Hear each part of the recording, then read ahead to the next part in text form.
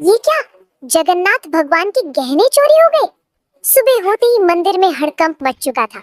मंदिर के कैमरे तुरंत चेक किए गए, पूरी रात की रिकॉर्डिंग देखी गई, लेकिन हैरानी की बात ये थी कि किसी भी कैमरे में कोई आता हुआ या जाता हुआ नहीं दिखा। पुरी के उस पुराने मंदिर में एक बच्चा रहता था। कोई बाहर वाला देखे तो सोचे कि मंदिर में बच्चा कैसे रह सकता है, लेकिन जो लोग वहाँ रोज आते थे वो जानते थे कि ये बच्चा मंदिर का ही हिस्सा था। उसका कोई नाम कागजों में नहीं था, न माँ थी, न बाप, न कोई पहचान। लोग उसे बस मुगु कहकर बुलाते थे। मुगु की उम्र कोई 8 या 9 साल रही होगी। फटे कपड़े, नंगे पैर और आंखों में एक अजीब सी शांति। वो मंदिर में ही सोता था, मंदिर में ही भूखा रहता था और मंदिर में ही हंस लेता था। जब कोई उससे पूछता कि तेरा घर कहाँ है, तो वो बिना सोचे सीधा भगवान जगन्नाथ की मूर्ति की तरफ देखता और कहता, जहाँ जगन्नाथ जी रहते हैं। लोग इसे बच्चों की मासूमियत समझते थे, लेकिन मुगु मजाक नहीं कर रहा होता था। मुगु भगवान जगन्नाथ को भगवान नहीं मानता था, वो उन्हें अपना सबसे अच्छा दोस्त मानता था। हर सुबह वो मूर्ति के सामने बैठकर बोलता, आज देर हो गई दोस्त, पुजारी अंकल ने झाड़ू नहीं दी। कभी शिकायत करता, कल तुमने सपना क्यों नहीं भेजा? और कभी रूठ जाता, अगर आज खिचड़ी नहीं मिली ना तो मैं बात नहीं करूंगा। अजीब बात ये थी कि मुगु की बातें कभी खाली नहीं जाती थी। एक दिन दोपहर की आरती के बाद मंदिर में एक औरत आई। उसके कपड़े फटे थे, आंखें सूजी हुई थी और आवाज कांप रही थी। वो भगवान के सामने गिर पड़ी और रोते हुए बोली, मेरे बच्चे को बचा लो, कहाँ? वो अस्पताल में है, डॉक्टर कह रहे हैं बिना पैसों के इलाज नहीं होगा। मंदिर में लोग खड़े थे। कोई बोला, भगवान पर छोड़ दो, जो होगा अच्छा होगा। लेकिन कोई आगे नहीं बढ़ा। मुगु सब देख रहा था। वो धीरे से उस औरत के पास गया और पूछा, आंटी आपका बच्चा कितना छोटा है? औरत ने रोते हुए कहा, तेरे जितना। मुगु चुप हो गया। उस रात जब मंदिर बंद हो गया और सब लोग चले गए, मुगु अकेला भगवान के सामने बैठा रहा। बहुत देर तक वो कुछ नहीं बोला, फिर धीरे से पूछा, दोस्त वो बच्चा मर जाएगा क्या? मूर्ति चुप थी। मुगु की आंखें भर आईं। उसने कहा, अगर उसके पास माँ है तो उसे क्यों ले जाओगे? उसी पल मुगु को ऐसा लगा जैसे किसी ने बहुत पास से कहा हो, मेरी मोतियों की माला ले जाओ। मुगु घबरा गया। उसने मूर्ति की तरफ देखा और बोला, आप नाराज नहीं होगे? कोई जवाब नहीं आया, लेकिन मुगु की नजर माला पर टिक गई। अगली सुबह मंदिर में हड़कंप मच गया। पुजारी चिल्लाने लगे, अरे ये क्या, भगवान की मोतियों की माला गायब है। मंदिर के कैमरे चेक किए गए, पूरी रात की रिकॉर्डिंग देखी गई, लेकिन ना कोई आता दिखा ना कोई जाता। तभी एक आदमी बोला, कल रात मैंने उसी बच्चे को मंदिर में घूमते देखा था। सबकी नजर एक साथ मुगु पर चली गई। मुगु कुछ नहीं बोला, उसकी मुट्ठी कांप रही थी। उसी समय मंदिर के बाहर वही औरत खुशी से रो रही थी। वो सबको बता रही थी कि किसी ने भगवान की माला बेचकर उसके बच्चे का ऑपरेशन करवा दिया। मंदिर के अंदर लोग भगवान को देख रहे थे और मंदिर के बीच में एक बच्चा चुपचाप खड़ा था। एक पुजारी ने परेशान होकर कहा, अगर कोई इंसान आया होता तो कैमरे में जरूर दिखता। दूसरे पुजारी ने धीरे से कहा, ऐसा तो तभी हो सकता है जब कोई आया ही ना हो। लोगों में खुसुर पुसुर बढ़ने लगी और हर कोई एक दूसरे की तरफ शक से देखने लगा। उसी भीड़ में एक आदमी ने अचानक कहा, रात को मैंने मुगु को मंदिर में घूमते देखा था। ये बात सुनते ही सबकी नजर एक साथ मुगु पर चली गई। मुगु उस समय मंदिर के एक कोने में खड़ा था और उसे समझ नहीं आ रहा था कि सब लोग उसे ऐसे क्यों देख रहे हैं। एक आदमी ने सख्त आवाज में पूछा, तू रात को मंदिर में क्या कर रहा था? मुगु ने धीरे से कहा, रोज की तरह भगवान से बात कर रहा था। में से किसी ने कहा, बच्चा हमेशा यहाँ रहता है और इसे सब कुछ पता होता है। किसी और ने कहा, अगर कैमरे में कोई नहीं दिखा तो चोरी इसी ने की होगी। मुगु की आंखें भर आई और उसने कहा कि कुछ भी चोरी नहीं किया है। उसने बस इतना कहा कि उसने जो किया वो भगवान के कहने पर किया था। ये सुनकर लोग हंस पड़े और किसी ने ताना मारते हुए कहा, भगवान बच्चों से चोरी नहीं करवाते। मुगु कुछ नहीं बोला और उसकी नजर जमीन पर टिक गई। उसी समय मंदिर के बाहर शोर मच गया, क्योंकि वही औरत भागती हुई आई थी जो कल रो रही थी। वो खुशी से कांपती आवाज में बता रही थी कि उसके बच्चे का ऑपरेशन हो गया है और डॉक्टरों ने जान बचा ली है।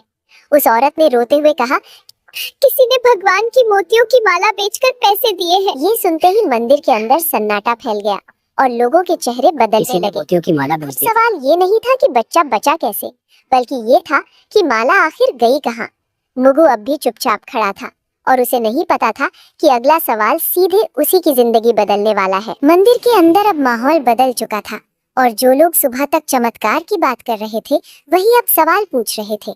हर नजर मुगु पर टिकी थी और किसी को उसकी मासूमियत दिखाई नहीं दे रही थी। एक आदमी ने ऊंची आवाज में कहा कि अगर माला भगवान के कहने पर ली गई थी तो वो अभी वापस क्यों नहीं आई। मुगु ने घबराई हुई आवाज में कहा, मुझसे कहा गया था कि वो माला उस माँ को दे आओ ताकि उसका बच्चा बच सके। भीड़ में से किसी ने कटाक्ष करते हुए कहा कि अब बच्चे भगवान के नाम पर चोरी भी करने लगे हैं। दूसरे आदमी ने कहा कि ऐसे बहाने हर चोर बनाता है। मुगु ने रोते हुए कहा कि वो झूठ नहीं बोल रहा है और उसने कुछ भी अपने लिए नहीं रखा। उसने कहा कि अगर माला चाहिए तो वो भगवान से पूछ ले कि सच क्या है। ये बात सुनकर पुजारी भी असहज हो गए क्योंकि कोई भी भगवान से सवाल नहीं करना चाहता था। मुख्य पुजारी ने कड़े शब्दों में कहा कि जब तक सच्चाई सामने नहीं आती तब तक बच्चे का यहाँ रुकना ठीक नहीं होगा। तब तक बच्चे को मंदिर में नहीं रहने दिया जाएगा। मुगु को जैसे ही ये बात समझ आई उसका चेहरा सफेद पड़ गया।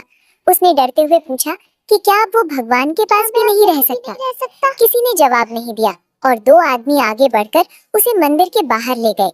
मुगु बार बार पीछे मुड़कर भगवान की मूर्ति की तरफ देख रहा था, जैसे किसी जवाब का इंतजार कर रहा हो। मंदिर के बाहर उसे पत्थर की सीढ़ियों पर बैठा दिया गया और कहा गया कि यहाँ से कहीं मत जाना। धूप तेज थी और मुगु को प्यास लग रही थी, लेकिन किसी ने पानी तक नहीं दिया। अंदर मंदिर में पूजा फिर से शुरू हो गई और लोग भगवान से सुख शांति की प्रार्थना करने लगे। बाहर एक बच्चा चुपचाप बैठा था, जिसे समझ नहीं आ रहा था कि उसने गलत क्या किया। मुगु ने खुद से कहा, अगर भगवान ने कहा था तो फिर सजा मुझे क्यों मिल रही है। उसकी आंखों से आंसू गिरने लगे और वो पहली बार भगवान से बिना बोले सवाल कर रहा था। उसी समय मंदिर के अंदर अचानक हवा तेज चलने लगी और दीपक की लौ हिलने लगी। कुछ लोगों ने इसे भगवान की नाराजगी कहा और कुछ ने इसे महज हवा का झोंका मान लिया। मुगु अब भी सीढ़ियों पर बैठा भगवान की तरफ देख रहा था और उसे नहीं पता था कि ये चुप्पी आने वाले तूफान की शुरुआत। शाम होते ही मंदिर के समिति की बैठक बुलाई गई क्योंकि मामला अब सिर्फ माला का नहीं रहा था।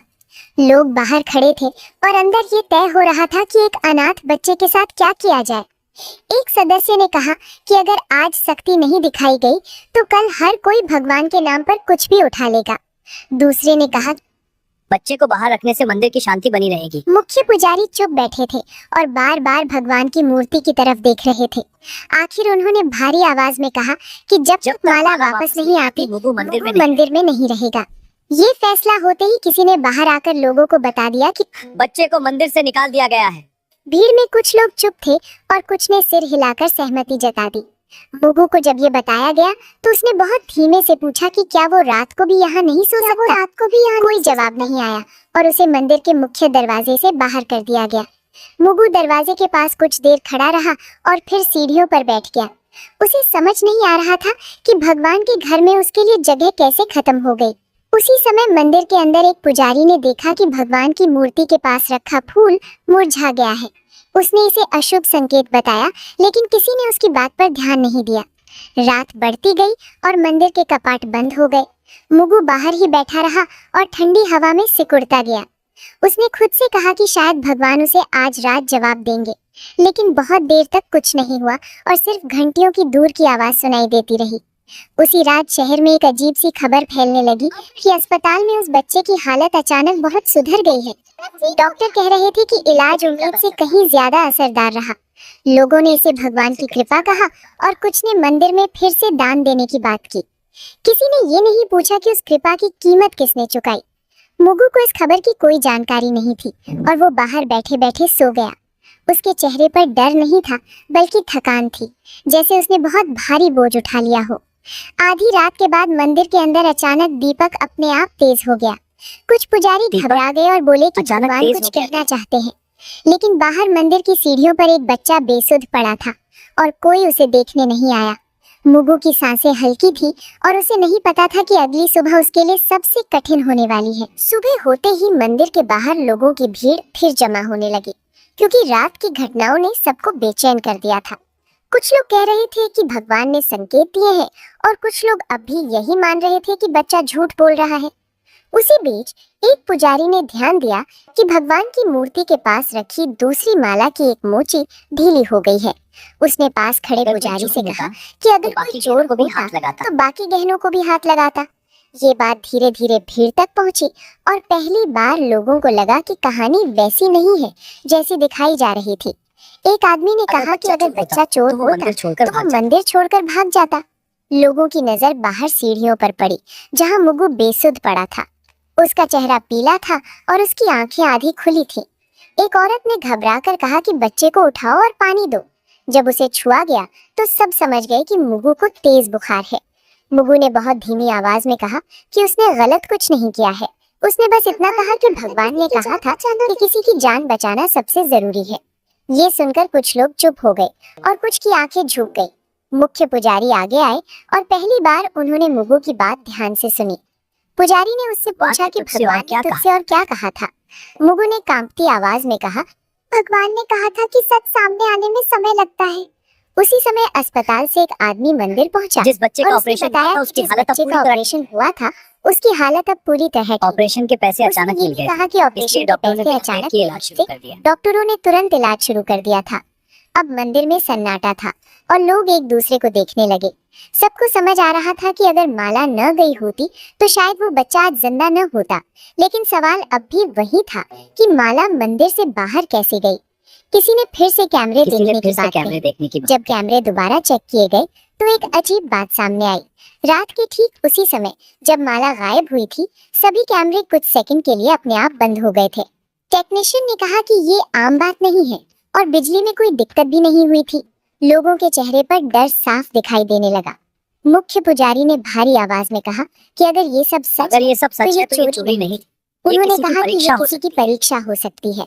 मुगु को उठाकर अंदर लाया गया और पहली बार उसे भगवान के सामने बैठाया गया। उसने थकी हुई आंखों से मूर्ति को देखा और बहुत धीमे से कहा कि उसने वही किया जो दोस्त ने कहा था। लोग चुप थे और किसी के पास कहने को कुछ नहीं था। सबको लग रहा था कि सच्चाई सामने आ रही है, लेकिन अभी पूरी नहीं हुई है। मंदिर के अंदर अब सन्नाटा था, लेकिन उस सन्नाटे में भी कुछ लोग सच को मानने के लिए तैयार नहीं थे। एक सदस्य ने कहा कि कैमरे बंद होना तकनीकी गड़बड़ी भी हो सकती है और इसे चमत्कार मान लेना ठीक नहीं है। दूसरे ने कहा कि अगर आज बच्चे की बात मान ली गई तो कल कोई और भी भगवान का नाम लेकर चोरी करेगा। ये बातें सुनकर कुछ लोग सहमति में सिर हिलाने लगे। मुगु को अंदर लाने के बाद उसकी हालत और बिगड़ने लगी थी। उसका शरीर तप रहा था और सांसें तेज हो गई थी। एक पुजारी ने कहा कि बच्चे को डॉक्टर के पास ले जाना चाहिए, लेकिन समिति के एक आदमी ने कहा कि पहले सच्चाई तय होनी चाहिए, इलाज बाद में भी हो सकता है। ये बात सुनकर कुछ लोग असहज हो गए, लेकिन किसी ने खुलकर विरोध नहीं किया।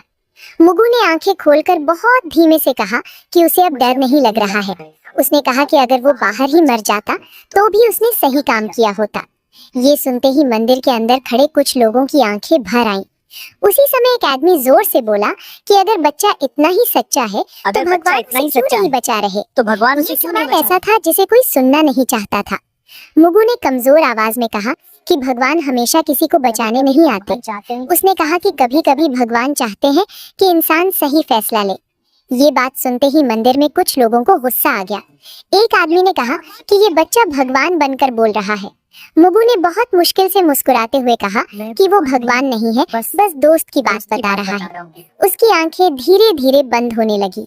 उसी समय बाहर से आवाज आई कि एम्बुलेंस आ गई है। कुछ लोग राहत की सांस लेने लगे और कुछ अब भी खड़े रहे।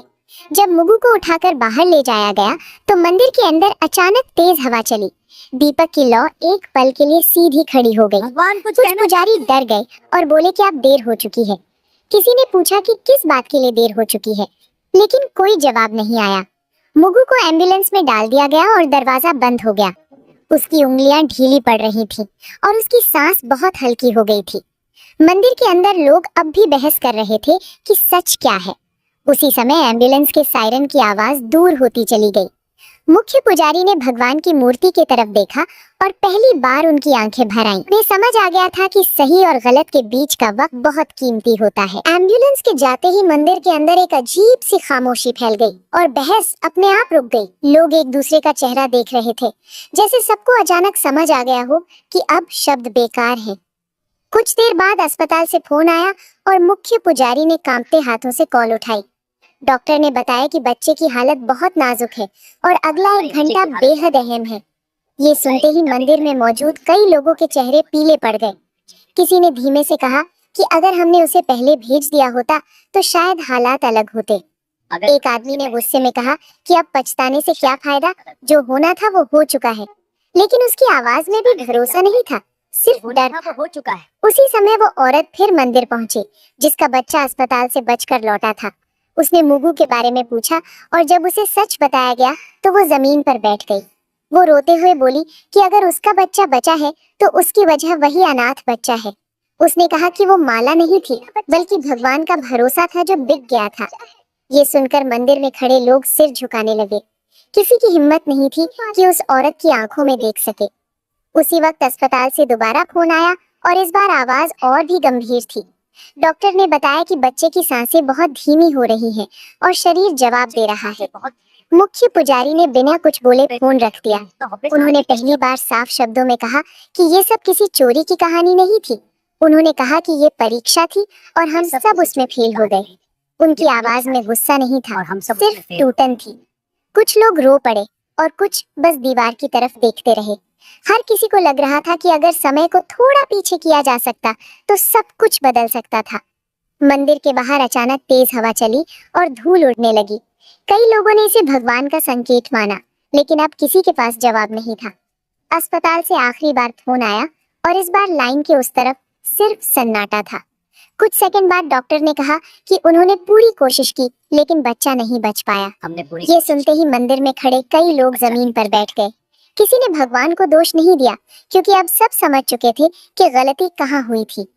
मुख्य पुजारी ने भगवान की मूर्ति की तरफ देखा और बहुत धीमे से कहा कि हमने बहुत देर कर दी। उन्हें एहसास हो गया था कि इंसान जब फैसले टालता है तो उसका अंजाम हमेशा किसी और को भुगतना पड़ता है। मुगु के जाने के बाद मंदिर में पहली बार ऐसा हुआ कि भीड़ होने के बावजूद कोई शोर नहीं था।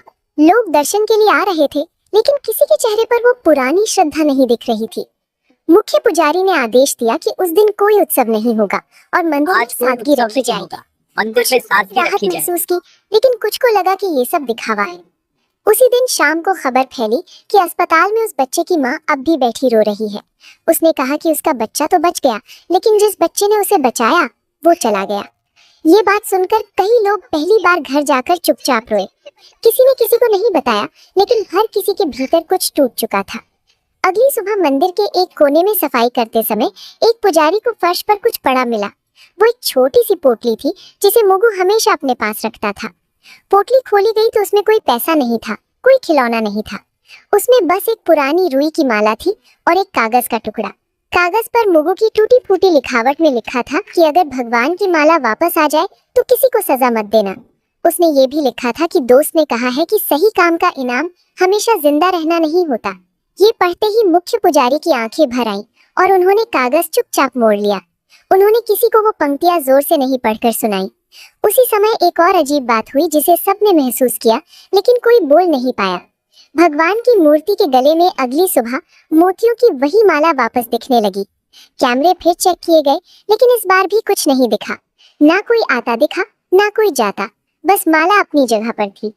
कुछ लोगों ने इसे भगवान की लीला कहा और कुछ ने इसे अपनी गलती मान लिया। लेकिन इस बार किसी ने ताली नहीं बजाई और किसी ने जयकारा नहीं लगाया। मुख्य पुजारी ने धीरे से कहा कि ये माला वापस नहीं आई है, बल्कि हमें वापस मिली है। उनकी आवाज में आदेश नहीं था, सिर्फ स्वीकार था। उसी दिन मंदिर के बाहर एक छोटा सा दिया जलाया गया बिना किसी घोषणा के। लोग आते गए और चुपचाप दिए के सामने सिर झुकाते गए। कोई नहीं जानता था कि ये दिया किसके लिए है, लेकिन सब समझ रहे थे। मुगु का नाम किसी ने नहीं लिया लेकिन उसकी कमी हर किसी को महसूस हो रही थी। शाम ढलते ही मंदिर के बाहर एक बच्चा आकर सीढ़ियों पर बैठ गया। वो मुगु जैसा नहीं दिखता था लेकिन उसकी आंखों में वही इंतजार था। एक आदमी ने उसे देखा और कुछ देर तक खड़ा रहा। उसके मन में पहली बार ये सवाल उठा कि क्या वो आगे बढ़ेगा या फिर देर कर देगा। अगली सुबह मंदिर हमेशा की तरह खुला लेकिन माहौल पहले जैसा नहीं था। लोग दर्शन के लिए आए, सिर झुकाया और बिना ज्यादा रुके बाहर निकल गए। मुगु की बात अब कोई जोर से नहीं करता था लेकिन हर कोई उसके बारे में सोच रहा था। मुख्य पुजारी ने उस दिन बहुत कम शब्दों में पूजा करवाई। उन्होंने भगवान से कुछ मांगा नहीं, बस चुपचाप हाथ जोड़कर खड़े रहे। मंदिर के बाहर वही आदमी उस बच्चे को लेकर फिर आया। इस बार बच्चे ने डर के बिना सीढ़ियों पर कदम रखा। किसी ने टोका नहीं, किसी ने सवाल नहीं किया, जैसे सब समझ गए हों कि कुछ सवालों का जवाब नियम नहीं होते। उस बच्चे को खाना दिया गया, पानी दिया गया और एक कोने में बैठा दिया गया। वो बार बार भगवान की मूर्ति की तरफ देख रहा था। उसने आदमी से पूछा कि क्या भगवान उससे नाराज होंगे। आदमी ने कहा कि भगवान कभी बच्चों से नाराज नहीं भगवान होते, कभी बच्चों से इंसानों से होते हैं। इंसानों से ये सुनकर बच्चा हल्का सा मुस्कुराया, ठीक वैसे ही जैसे कभी मुगु मुस्कुराया करता था। शाम को मुख्य पुजारी बाहर आए और पहली बार लोगों से बोले। उन्होंने कहा कि भगवान ने किसी से माला वापस नहीं मंगवाई थी, बल्कि हमें हमारी इंसानियत याद दिलाई थी। उन्होंने कहा कि भगवान की सबसे बड़ी पूजा समय पर लिया गया सही फैसला होता है। भीड़ में खड़े कई लोगों की आंखें भर आईं। मंदिर के बाहर जल रहा दिया अब भी जल रहा था, लेकिन अब वो किसी की मौत की याद में नहीं, बल्कि एक जिम्मेदारी की तरह जल रहा था। वही औरत जिसका बच्चा बच गया था मंदिर आई। उसने उस बच्चे के सिर पर हाथ रखा और कहा कि कुछ कर्ज कभी उतरते नहीं हैं। बच्चे ने उसका हाथ पकड़ लिया। उसे शायद पहली बार लगा कि वो अकेला नहीं है। मंदिर की सीढ़ियों पर खड़े होकर आदमी ने आखिरी बार अंदर देखा। उसे लगा जैसे भगवान चुप नहीं है, बस देख रहे हैं। और उस चुप्पी में एक बात साफ थी, भगवान हमेशा किसी चमत्कार से नहीं, कभी किसी इंसान के फैसले से काम करते हैं। मुगु अब वहां